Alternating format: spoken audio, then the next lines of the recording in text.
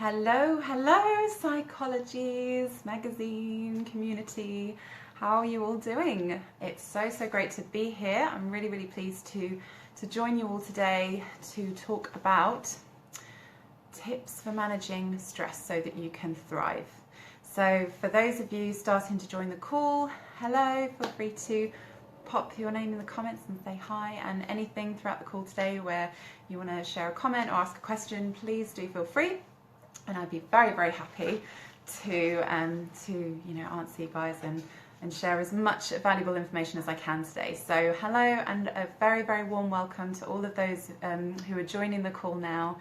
It's so great to be here, and I feel really pleased and honoured to be a contributor for Psychologies magazine, their Life Leap Club, and contributing to all the wonderful work that they do. Susie and the team, they're absolutely amazing, and it's such a joy to work alongside them all and contribute to their magazine. So hello everyone, hi.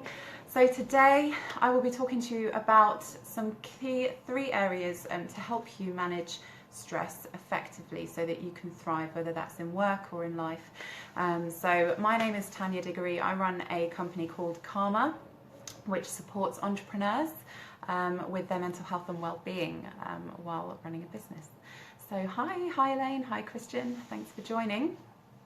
I'm also a mental health trainer for Mind, the mental health charity in the UK, and I'm a mental health first aider. I don't know if any of you have heard of mental health first aid, but it's like the physical first aid version. It started in Australia about 18 years ago, and now it's in countries all over the world, and basically helps you to identify the wide breadth of different mental health conditions that there are, and ways to spot signs and symptoms in people and to help them effectively, and how do you go about helping people and supporting people with different mental health concerns. So that's sort of a brief whistle-stop tour of my background, and I'm also a business NLP practitioner and a mentor, so I absolutely love what I do, and I'm here today to help you all on your journey wherever you're at, and I'm really looking forward to sharing some really valuable tips with you to help you. So hello everyone, thank you so much for joining. So let's get right into the content. Later on I'll share a little bit more information about my business with you all if you'd like to know a little bit more and look into all the kind of things that we do and how we help entrepreneurs and teams and small to medium businesses with managing their well-being while running a business. And I'm also going to share some more information as well about the Psychologies Life Leap Club and how you can get involved to support and take advantage of the amazing opportunities that Psychologies are sharing through their Life Leap Club. So without further ado, we've got a lovely number of people joining us live today, which is amazing. And yeah, like I said, please do ask any questions that you have throughout this call in the comments. So I'll answer either during or afterwards as well. And let's get going. So where to start? So stress it's a funny thing, isn't it? It's something that we all go through. We all experience stress. For me, I sort of look at it as it's sort of a natural response. It's an involuntary response as well. It's usually a signal or a trigger, something that makes us realise. Hi Danny, thanks for joining. It's something that makes us realise, something's a little bit off balance, or something's off kilter, or we really need to focus on something. It sends us a signal. So something's happened that's making us focus on what needs to be done. Hello Karis from Spain. Wow, thank you for joining. So, it's a natural involuntary response, and sometimes stress can be misunderstood or misinterpreted as a mental health condition. When you hear about people's doctor's notes that they get if they get signed off sick from work, and hello Eric, they get signed off with stress, for example, it might not necessarily highlight exactly what it is that's making the person stressed, or what the trigger could be, or if it's actually developed into something else. So because that's quite commonly used, it can be a little bit misconstrued as mental health, but what it is, it's like a precursor to mental ill health. So it's something that like I say, it signals to us something that needs to be done, something that's happening that demands our attention. Usually something's off balance somewhere, but it is something that is like I say, it's a precursor to what could be poor mental health. So it's about preventing it from escalating, and this is what I'm going to talk to you guys about today. So thank you. I've seen quite a few hellos just come on the screen, so thank you all so much for joining today from lots of different parts around the world as well. So I'm going to talk to you about what it is that, discussing what those triggers could be for stress, but really identifying what it is early on. Like, that's the most important thing, that those early warning signs that you get that make you realize you're feeling stressed. It's about managing that as best you can in those early stages so it doesn't develop into poor mental health. And just to be clear as well, there's sometimes still a little bit of a stigma around mental health, and that's why I love doing what I do so much. I'm so passionate about it, because I really believe that mental health is something that we all live with. Like we all live with physical health, mental health is something that we all have. Some days we might feel really positive and really good and experiencing, really positive mental health. And some days maybe not so good, and that's nothing to be ashamed of. It's something that we all go through, it's something we all live through. So it's just bearing that in mind, and not feeling like you can't talk about it or can't express how you feel. There's always opportunities, whether it's people close to you, family and friends, or if it's outside of that, it's other organisations or support groups, or other mentors or people who can help you. There's always opportunities to talk, and talking is really the first step, I would say, when you're going through a stressful situation. So the first tip that I'm going to share with you all, hello for those who have just joined us again. First tip I'm going to share is about getting curious about your emotions. So what do I mean by that? What I mean is I'd like to invite you to look at your emotions that you're experiencing and your feelings in a slightly different way as and when they arise. So when you're experiencing stress, instead of heightening the stress levels by getting really worried, really anxious, and I know this is easier said than done sometimes, but it's about practice. I'm not saying this is an overnight thing. So what I'm sharing with you today are tips for you to start putting into practice and trying out. And then the more you practice them, the more you might see those changes, hopefully, to help you manage stress more effectively. So I went to a really interesting talk recently, and the speaker mentioned, about sort of how you look at your emotions, and how the language you use when you talk about your emotions and how you can internalize them, and that really made me think. So, sorry, I just had a question there. If there are any medical studies that link blood markers to stress and mental problems. Ooh, I'm going to have a little think about that one. I'm not actually, off the top of my head, I'm not sure about medical studies that link blood markers to stress and mental health problems, but I will look into that. It's a very good question. Thank you very much, Christian. So this talk really made me think, the language we use is so powerful. What we tell ourselves, what we put out there, what we choose to take on board, what people tell us, we filter things in different ways. And sometimes when you're saying like, I'm sad or I'm angry, and you almost start to identify and internalize it as it being representative as your identity and who you are in that moment. And really what it is, it's a feeling, it's an emotion that's coming up for a reason, that's giving you a signal that something needs to change, something needs to be done to help you feel more empowered and stronger in that situation.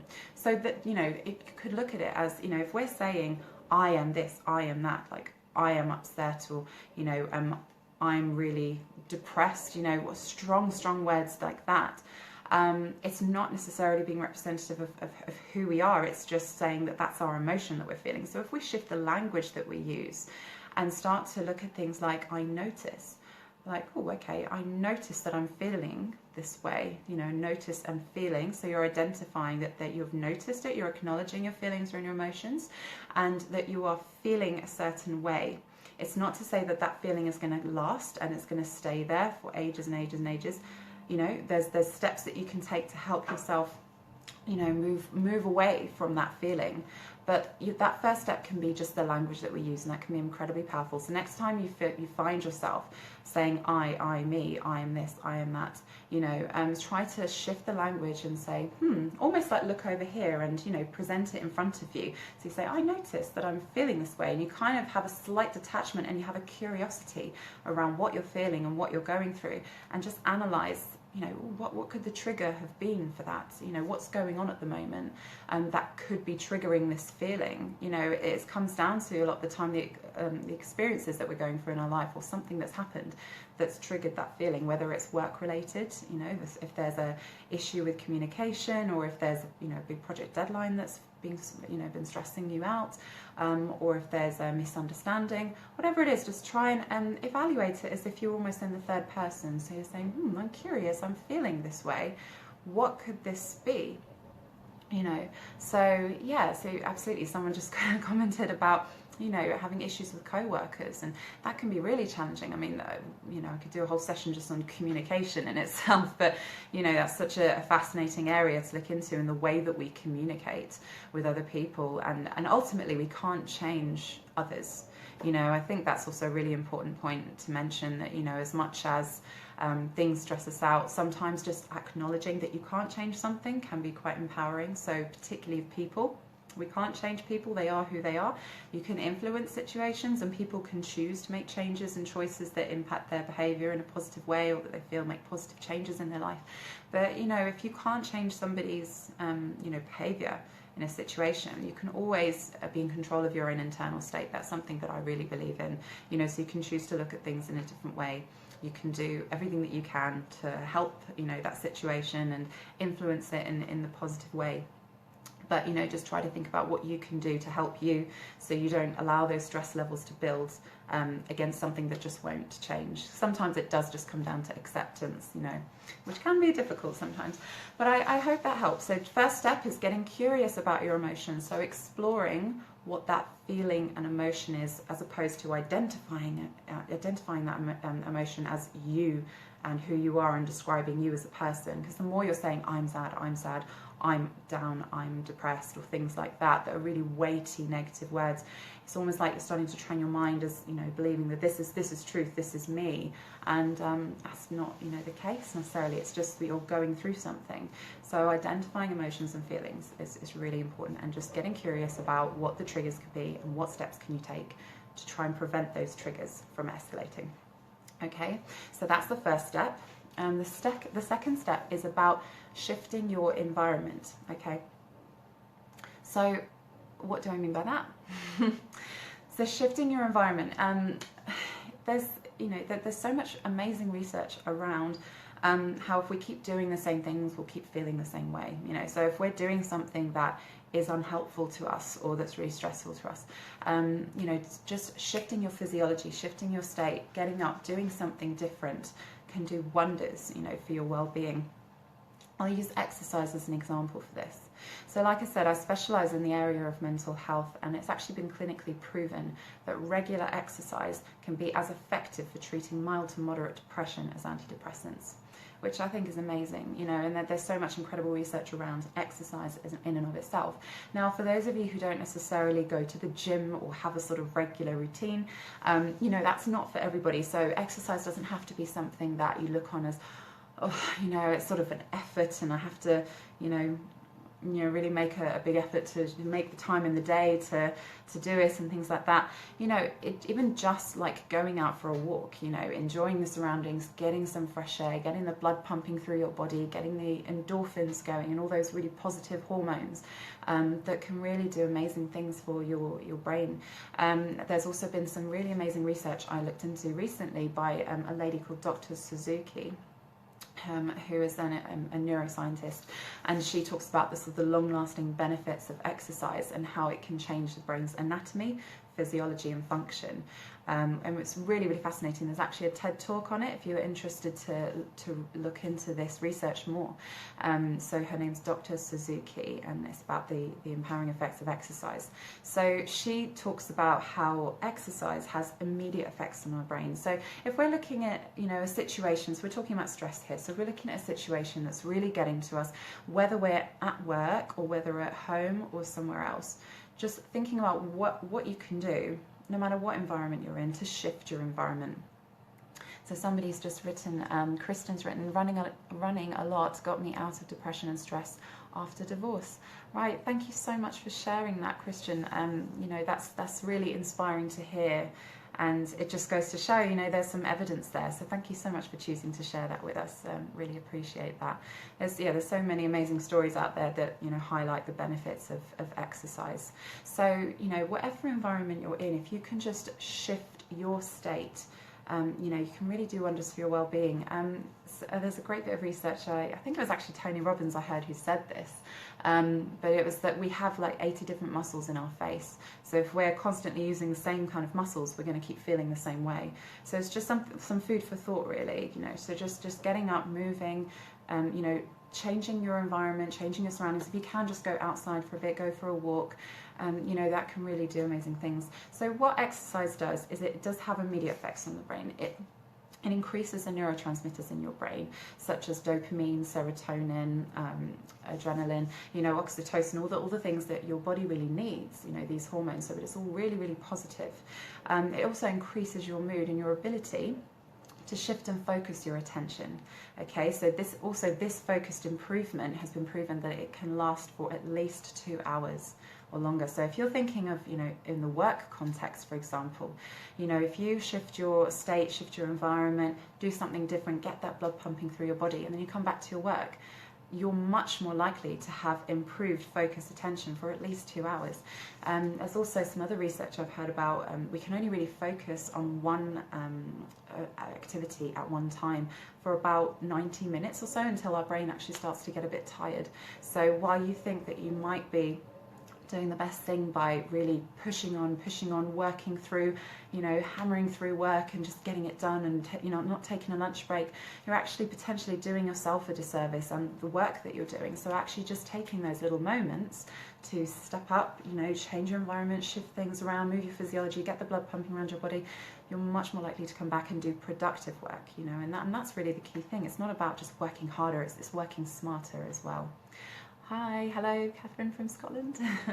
Inez just said going to the gym 3 times a week, that feels great. Absolutely. I've just started getting into a bit more of a gym routine myself. I personally love classes. I quite like some of the machines and stuff, but for me, being, you know, I think because I love community building, I just love being in a community of people. So taking a class, and you know, whether that's Zumba or yoga or something like that, you know, there's so many options out there for exercise that doesn't have to be like feeling like a hard graft. It can be really, really fun. So absolutely, you know, Sandy just said, so hard to get started when you are depressed. And that I completely, you know, appreciate and understand. So if you are actually in a state of depression, you know, getting things moving, it can be really difficult. I've also been, you know, I've experienced depression in the past in the early years of running my business, and also anxiety disorder and panic attacks. So I'm quite open about talking about my experiences with that as well. You know, and it can feel very scary when you're in it, and there are different levels of depression and anxiety as well that you can go through. And research has shown really, and from, you know, my own personal experiences and other stories that I've heard, you know, show that it's when you're in it, it's very difficult to see, you know, see what the outcome could be, or feel like hope, you know, if you're really involved in it yourself. So really getting support is the most important thing, and talking about things. So, you know, the research has shown that the more we actually bottle up our emotions and not really talk about it and suppress things, the stronger it actually gets. So it starts to manifest in different ways, whether that's physically in our body, psychologically, or behaviorally as well. So the first step is talking, you know, really just getting it out from here, out there, whether that is in a session talking with somebody, you know, like a counsellor or a coach or a therapist or a support group, or someone close to you, you know, a relative or a friend, or just writing it down. That's also a really helpful tactic, but it's just getting it out of your vision, because your perspective when you're actually depressed or having extreme anxiety is just one way of looking at things. So actually to get other perspectives and other objective views of people who aren't in it themselves can be incredibly nurturing, incredibly helpful as a strong first step. And then that can hopefully help you take steps towards doing things that are better for your well-being, you know, things like exercise, or like just, you know, just getting out for a little bit, or, you know, reading, or doing something that you really enjoy. So I hope that helps as a bit of a share point from me as well. Exercise also really improves your reaction times as well, so you start to feel a little bit more switched on, you know, a bit more able to sort of react to things effectively. So that's also something to bear in mind as well. So Catherine says, oh no, we've got couples. Sorry, it's quite difficult to see on here while I'm talking. A few comments are going. Thank you so much for your comment. I can't see who it is, but it's about encouraging others in a professional manner. And then you've got Catherine saying sometimes just even getting out of the house to sit in nature can be a huge step forward.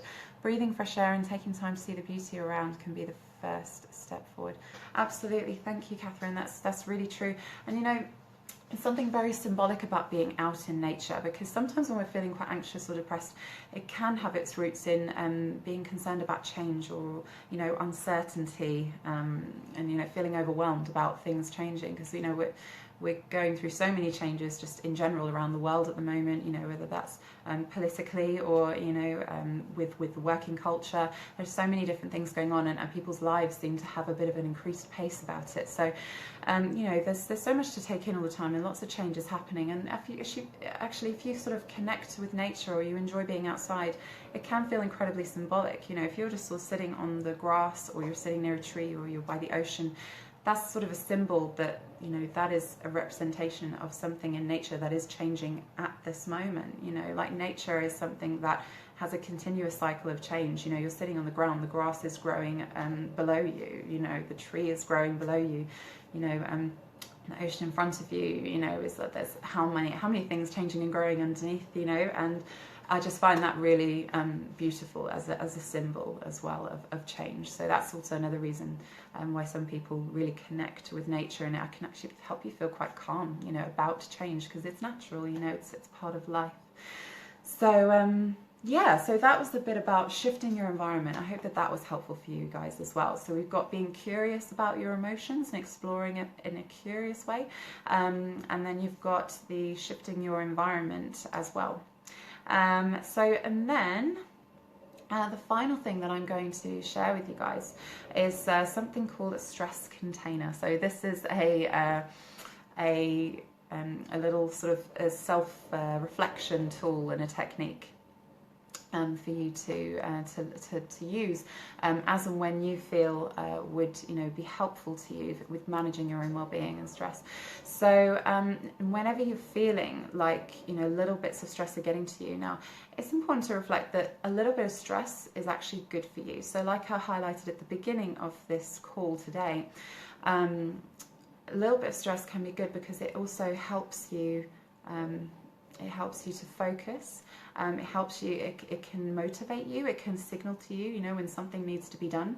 So actually, in that way, it can be helpful, but only in really short bursts. Because just like our body needs all those positive hormones I mentioned before about, you know, sort of oxytocin, serotonin, adrenaline, we also need this chemical that's produced when we get stressed called cortisol. And so that's a chemical that's produced in the brain, and it triggers that fight or flight mode in our brain, that part of our brain where when something happens that we need to face, we either face it head on or we run away from it. So that's what it does. Equally, so cortisol is a chemical that's released when, you know, we're in danger or we need to be safe. So it actually helps us be safe. You know, if you were to step out into the road and then a car comes tearing around the corner, that you know, knee-jerk reaction, you have to step back and protect yourself, is that cortisol chemical kicking in as well. So again, it does keep us safe. So we do need that, you know, but we need it all in balanced, equal measure. Our brain can't handle too much of one or too much of the other. So that's something to just bear in mind. So the stress container is a little exercise that you can do for yourself. So if you imagine there's this sort of upside down triangle shaped container, and it's filling with water, right? So this container is a representation or a metaphor for you and your body, okay? So as it's a metaphor, we're talking about little bits of stress being helpful. And if you think about sort of day-to-day things, you know, in life that happen that are stressful, things like, you know, whether it's work, you know, we mentioned earlier about, you know, sort of relationships, having issues with relationships at work, whether it's deadlines, whether it's emails, whether it's personal relationships, whether it's, you know, time management, whether it's financial troubles, you know, whether it's bereavement. There's such a number of things that can happen, you know, in our days that can mount up. And obviously bereavement's something, you know, bigger, and we all deal with that in our own ways. But, you know, that's something quite universal, obviously, that we all go through as well at some point. So, but that could be happening amongst all these other little things happening. So if we just focus on the little things day to day that kind of happen, and if you wanted to like draw out this container, like I say, as like a upside down triangle, and you start to draw lines across the container, and then you write inside them, you know, the different things that kind of seem to be stressful for you at the moment. So you write down a note, okay, you know, sort of you know, this is going on at work, you know, I'm struggling with this deadline, I'm having this issue with this colleague, or I'm having this problem. And then you start to feel, you know, you start to fill it up as much as you can. But then, so it's kind of a representation of how, you know, sometimes a little bit of stress can be okay, but then when it all starts piling up, it kind of feels like you hit a ceiling and then there's nowhere for it to go. So if you imagine this container as the water filling up, and then the water kind of overspills eventually and there's nowhere for it to go, so what can we do? If you imagine on the side of your container, you've got a little tap. So remember, this is a metaphor for your body, so you are the container. And if you feel like you're getting full up with these stressful things, you just take a nice deep breath through your nose and out through your mouth, and you imagine there's a little tap on the side of your container, so you switch the tap on, and you say to yourself, what can I drain from this container? What can I let go of? What can I shift? What can I change? And very much it often comes down to our mindset and how we're looking at things. So we say to ourselves, what can I change? And what can't I change? And then you just take a real honest look at what's going on for you at that time, all the little things that you said that have been stressful for you. And then you just have an honest, you know, discussion about it with yourself and think, okay, well, I can change this. Actually, I can either talk to the person about this, or I can change my outlook on the situation to help me, you know, or I can't change this. I need to accept that. So how can I look at things differently to help myself feel better in this situation? You know, a classic example is, you know, on your way to work, if you're commuting, you know, or just traveling quite a lot, and there can be delays or disruptions, or, you know, rude people, or, you know, seemingly rude people, or, you know, just issues of travel, and that can feel stressful in itself. But, you know, if you're stuck in traffic or something and there's literally nothing you can do about it, you know, you can stand and get annoyed, or you can think, what can I do? I can listen to the music, I can put a podcast on, I can listen to an audiobook, I could, you know, read something if I'm on the train. So, you know, something like that. And it just kind of, you know, switches things around for you. So you start to reduce those stress hormones, and you start to, you know, to release the others that are helpful to you and feel a bit more positive. I had that classic example recently. I mean, it's proper snowing in the UK at the moment, and there's been all the train delays and everything this week, and I was standing on the platform and it was getting increasingly busy. There was delay after delay, you know, and all around me there was people going, oh God, it's so annoying, you know, and just increasingly saying all these words and expressing their stress out there in the world. And I was like, you know, there's nothing we can do, but just, I actually had my Psychologies magazine on me, and I brought it out and I just had a read, and I read some really great articles. I kind of just got in my own zone, and then I wasn't feeling all the things that everyone around me, you know, or most of the people around me were expressing that they feel, which of course every feeling is valid, but it's just not very helpful for you to get yourself worked up in that way when there's literally nothing you can do. So that's just an example, but, you know, for whatever example it is for you in your stress container, just evaluating it in a different way. Also, is there something that you can just say no to? You know, very often we can end up just saying yes to a lot of things, you know, with all good intentions, and then we end up realizing, actually, I don't really have the time to do all these things that I wanted to commit to. So, you know, what can I actually say no to? What could I even just let go of for a little while and put to the side? What do I need to be thinking about now? And if I can actually think about this stuff in a couple of weeks or something, then I'll just leave it for a while. You know, so that's the thing. You know, there's so much power in our own ability to control how we feel and behave about a situation. So it's important to acknowledge your emotions, acknowledge your feelings in any given situation that's presenting those stressful feelings, but ultimately at some point or another it's about building your resilience and taking a step back and thinking, okay, well, how can I look at this in a way that's going to be helpful for me? So I hope that was helpful for you as a little takeaway tool. So yeah, so thank you guys. So we've got those 3 key points today that we've discussed. So we talked about being curious about our emotions and our feelings and not internalizing them as who we are in that moment, and actually putting them out there and just exploring them and thinking, okay, I noticed that I'm feeling this way. What could the triggers be for that? We've talked about shifting your environment when you need to, you know, make a change if things are too stressful, doing something different, shifting your physiology, shifting your state, and the proven benefits clinically and with neuroscience, you know, around how much exercise can really benefit us in short or big bursts, you know, however you really like to connect with exercise and what that means for you, and just the long-term benefits that it can have, and how it can be almost as effective as treating mild to moderate depression, so that's amazing findings. And then I went over the stress container for you guys as a little self-coaching tool for yourself next time you feel a little bit full up with stress, to use that as an opportunity for you to really look at things in a different way and assess, what you can change and what you can't. So I hope that was helpful. Thank you, Brooke. Thank you, Carmela. I hope you guys have found all of this really useful today. So I will drop a link in the comments in this video. Obviously, do feel free to ask any other questions while I'm on the call. And if you want to have a think and then ask questions later, just please pop them in the comments and I'll be happy to respond. And for anyone else watching this at a later time, do feel free to pop any comments or questions that you have and I'll be happy to answer. Thank you, Sandy. And yes, so I'll pop a link in the comments that links you through to my website if you're interested to know any more about what we do at Karma in the UK. So we run workshops, mentoring programs and events to support entrepreneurs with managing their mental health and well-being while running a business. So whether you're at the very early stages or whether you've been running your business for a while and things just feel a bit stuck and you're not sure what's happened or how you got to that point, you just need to unblock things and move forward. So that's where we come in. So we help you with managing your well-being, your business functionalities and your relationships to help enable you to thrive in your business and in life. And we also do training for small to medium-sized businesses as well. So if that's of interest to you, do let me know. And we're also running a program at the moment, a new program called This is Karma, and we've got our business module coming up in London, live in London, a live workshop. And there's really limited space available, but if that's of interest to you, you can find that on the program page on our website. That's on the 20th of March, and we've got an amazing guest speaker, Cassie Hicks, coming in. We're going to be focusing a lot on sort of your marketing and your communications and your messaging around getting to the heart of your business and communicating that effectively to your audience, and simplifying social media, simplifying marketing so that you can focus on what's really important and getting all those bits of the business functionalities in place that's blocking you from moving forward at the moment, with your well-being at the heart of it. So that's what we're going to be doing on the 20th of March. So again, if you're interested, do let me know. Now, finally, I do just want to say, again, a huge thank you to Psychologies magazine for presenting all these wonderful opportunities, and to the amazing Psychologies community and the Life Leap Club.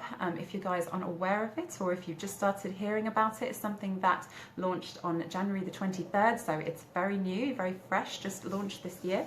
It's an online coaching club for all the subscribers of Psychologies magazine, and the goal is for you to feel supported and inspired by top coaches and experts and psychologists to help you, really create the life that you want. So that's really the heart and message of the Life Leap Club.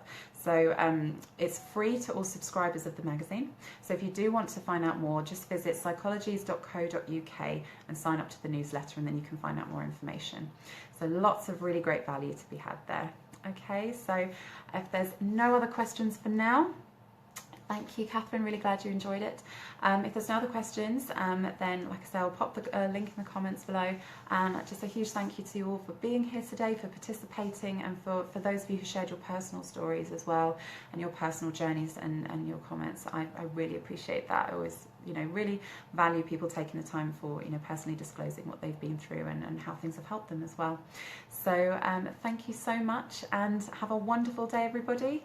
Have a lovely day, and I look forward to seeing you again here soon. All right, take care. Bye.